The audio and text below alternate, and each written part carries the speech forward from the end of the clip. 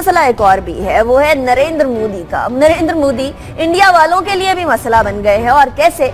Jawaharlal Nehru university में नरेंद्र मोदी का पुतला जलाया गया, और वो इसलिए जलाया गया क्योंकि जब से नरेंद्र मोदी वजीर आजम भारत बना, तब से भारत के लिए मुश्किलों में इस सेंस में इजाफा होने लगा कि खित्ते के अंदर ही दोस्त से ज्यादा दुश्मन बनने लगे। और अब ये स्टूडेंट्स भी समझ गए हैं। बहुत सारे ऐसे वहां लोग थे जो कि दानिश्वर, जो कि अक्ल फहम रखने वाले लोग, वो पहले ही ये बात कर रहे थे कि नरेंद्र मोदी का ये जिंगोइस्टिक रवैया भारत को कहीं आगे नहीं लेकर जाएगा। लेकिन अब स्टूडेंट्स भी ये बात करने लगे हैं। गजनफर साहब, क्या वक्त आ गया है कि नरेंद्र मोदी अपने जिंगोइस्टिक रवैये से एक स्टेप पीछे हटे? नरेंद्र मोदी नहीं हटेगा। वो 8 साल की उम्र से दहशतगर्दी में पला है, बड़ा है, ब्रीड हुआ। वो पाकिस्तान, इंडिया पाकिस्तान में दहशतगर्दी का सबसे बड़ा पहला वाक़या इंडिया में हुआ था। और वो उस वक्त हुआ था जब आरएसएस ने, जो आजकल पावर में है इंडिया में, उसने अपने बाप को, जिसको वो बाप कहते हैं, गांधी को, उसको पॉइंट ब्लैंक रेंज पे गोली मार दी थी। वो पहला वाक़या था टेररिज्म का। उसके बाद इंदिरा गांधी को टेररिज्म के ऊपर मारा गया, गोल्डन टेम्पल को टेररिज्म पे तबाह किया गया, राजीव गांधी की डेथ टेररिज्म पे हुई। ये तमाम टेररिज्म रिलेटेड जो चीजें हैं ये इंडिया के अंदर मौजूद हैं। इंडिया के अंदर जो सेफ्रॉन टेररिज्म है वो बहुत बड़े और मोदी उसका खालिक है।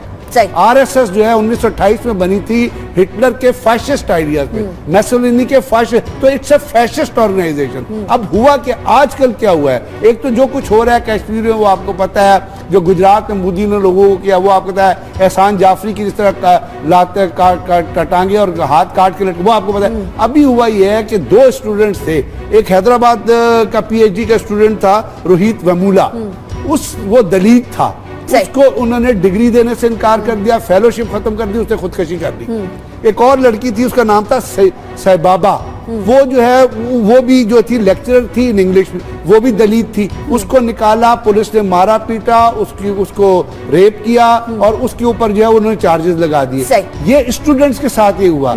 जब ये चीज हुई तो उसके अभी नेचुरली उन्होंने पुतला जलाना था। उसके साथ साथ कांग्रेस में राहुल गांधी ने क्लियरली कह दिया कि वो लफ्ज थे कि मोदी फौजियों के खून का दलाल है, ये उसके लफ्ज है। तो जो फौजियों के खून का दलाल है वो तो बाकी लोगों के भी खून का दलाल ही होगा ना, दलाली वो छोड़ेगा नहीं। अब ये जो चीजें हैं, तभी बरतानिया में भी जब वो जा रहा था तो दीवार के ऊपर लिखा गया कि इज नॉट वेलकम। अमेरिका ने उसको वीजा देने से इनकार किया, सिखों ने सिटीजन कोर्ट में उसके साथ मुकदमा। तो वो एक ऐसा नासूर है जो इस खित्ते को तबाह करने पर तुला हुआ है, सिर्फ भारत को नहीं तबाह करेगा। वो इसीलिए अब जो पढ़े लिखे लोग हैं, अभी आप अरुंधति रॉय की रिसेंट जो शिकागो में स्पीच है वो पढ़ ले। उन्होंने कहा भारत के अंदर ब्राह्मणिज्म और फैशिज्म जो है वो उठा रहे हैं। मतलब कभी एक बात याद रखिएगा, एक चीज जरूर कहूंगा कि इंडिया में क्विकली ये कहूंगा, इंडिया में ज्यादा तादाद हिंदुओं में ब्राह्मण की नहीं है, ज्यादा तादाद दलित की है, जिनको अनटचेबल कहते हैं, उन्हीं को ये लोग मारते हैं। 5% ब्राह्मण,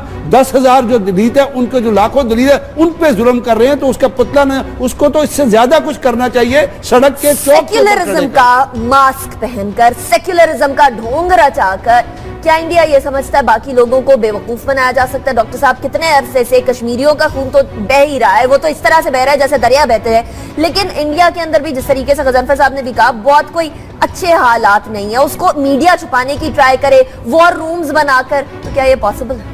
देखिए, सेकुलरिज्म तो वहाँ सिर्फ एक नारा रह गया है और एक या आइन के अंदर एक लफ्ज रह गया है।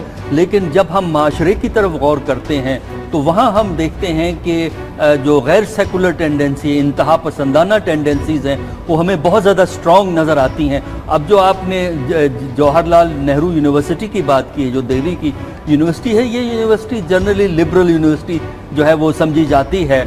और इसके अंदर जो रिएक्शन आप देख रहे हैं वो उन इंतहा पसंद हिंदू तंजीमों के वजह से है, जिनको कि हुकूमत की पेट्रनेज हासिल है, हुकूमत की हमायत हासिल है, जिसकी वजह से जो है, जो दलित की बात की है अभी, उनसे जो ज़्यादतियाँ हो रही हैं, और उसके अलावा मुस्लिम से, क्रिश्चियन से, हत्ता के सिख्स के साथ जो सलूक होता है, उसका एक रिएक्शन है। जो स्टूडेंट ये समझते हैं कि जो चीज़ें वो किताबों में पढ़ते हैं, देखिए ना, स्टूडेंट में एक आइडियलिज्म होता है, वो किताबों में थियरीज पढ़ते हैं, असूल पढ़ते हैं, और वो ये समझते हैं कि असूल थेरीज जो हैं ये अप्लाई होनी चाहिए लेकिन अपने इर्द गिर्द जो तशद्दुद, जो जुल्म, जो ज्यादती वो देखते हैं तो उसके खिलाफ वो एतराज करते हैं। इस वजह से हम ये देख रहे हैं कि जहां एक तरफ इंतहा पसंदाना रुझानात भारत के अंदर हैं, वहां उसका रिएक्शन भी हमें भारत में नजर आता है। ठीक है, इस रिएक्शन से रिबटल क्या होना चाहिए? गजर एक और बात बड़ी वहाँ पे इम्पोर्टेंट है, यानी कि आप ये देखिए कि दलित के अंदर खिलाफ कितने जुर्म होते हैं, इतने ज्यादा जुर्म होते हैं कि स्पेशली वहाँ पे 1989 में चूंकि वह जुर्म बहुत ज्यादा जुल्म और ज्यादती हो रही थी, तो एक प्रिवेंशन ऑफ एट्रोसिटीज एक्ट बनाया गया against Dalit, which is very uncommon in this world. ये हाल है इंडिया में लोगों को परसुकेट करने का और शेड्यूल कास्ट को परसुकेट, और ये मोदी जैसे लोगों की वजह से, मोहन भगवत जैसे लोगों की वजह से, राजनाथ सिंह जैसे लोगों की वजह से, और जितने ये वीएचपी के और आरएसएस के हार्डकोर टेररिस्ट हैं, ये लीडर्स नहीं है, दे आर टेररिस्ट, इन दहशतगर्दों की वजह से। अब पाकिस्तान के अंदर ये तमाम चीजें जो हैं, आपको इंडिया का मीडिया जिस तरह वो रॉ, उनको एक कोई उड़ी का इंसिडेंट हो, पठानकोट हो, तो रॉ के अंदर एक है उसको मीडिया कोऑर्डिनेशन विंग, जिसको मीडिया सेल के अंदर वो एक स्क्रिप्ट प्रोवाइड कर देते हैं 34 चैनल को, और गोस्वामी से लेके नीचे तक वो चैनल वही जो थर्ड क्लास ड्रामा होता है फिल्म का, जो इंडिया में बॉम्बे का बड़ा वो रिपीट करते रहते हैं। उनकी फिल्म भी शायद इससे अच्छा ड्रामा कर लेगी, फिल्म भी इससे अच्छा ड्रामा शायद कर ले, लेकिन ये तो एक थर्ड क्लास, वो अजीत कुमार डेविल और नरेंद्र मूजी का जो डेविल और मूजी का जो कॉम्बिनेशन है वो प्रोडक्शन करता है इस ड्रामे की। अब पाकिस्तान को चाहिए कि इस किस्म के जो इंटरनेशनल क्राइम हो रहे हैं और जो ह्यूमैनिटी के खिलाफ, ह्यूमन राइट्स की काउंसिल्स में और ह्यूमैनिटी के जितने खिलाफ जो हैं उनको उठाया जाए, हमारे प्रिंट और इलेक्ट्रॉनिक और दुनिया को। अब ये वक्त आ गया है कि पाकिस्तान इसको और एक्टिवली परस्यू करे, जिस तरीके से हम कर रहे हैं दैट्स गुड, लेकिन इससे भी ज्यादा हो सकता है। जहां इंटरवेंशन की बात करें, भारत बार बार रोना रोता है कि पाकिस्तान की कश्मीर में इंटरवेंशन, ऑक्यूपाइड टेरिटरी के अंदर इंटरवेंशन की बात करते हैं, हालांकि बाड़े लगी हुई हैं, बॉर्डर सील्ड है, इंटरवेंशन हो नहीं सकती और ना यहां से होती है। लेकिन उसी शख्स को जो कि आरएसएस का एक कारिंदा, जिसने दूसरे मुल्क को तोड़ने के अंदर एक साजिश की, उसको वजीर आजम लगा के बैठे, तो किस तरीके से शिकायत कर सकते हैं, किस मुंह से शिकायत कर सकते हैं? लेकिन हमें अपने गिरमान को भी देखना है, हमें यह भी देखना है कि हम कितनी तरक्की कर रहे हैं, हमें बाकी मुमालिक से ज्यादा अपने मुल्क को आगे लेकर चलना है, इकोनॉमी वाइज और साथ ही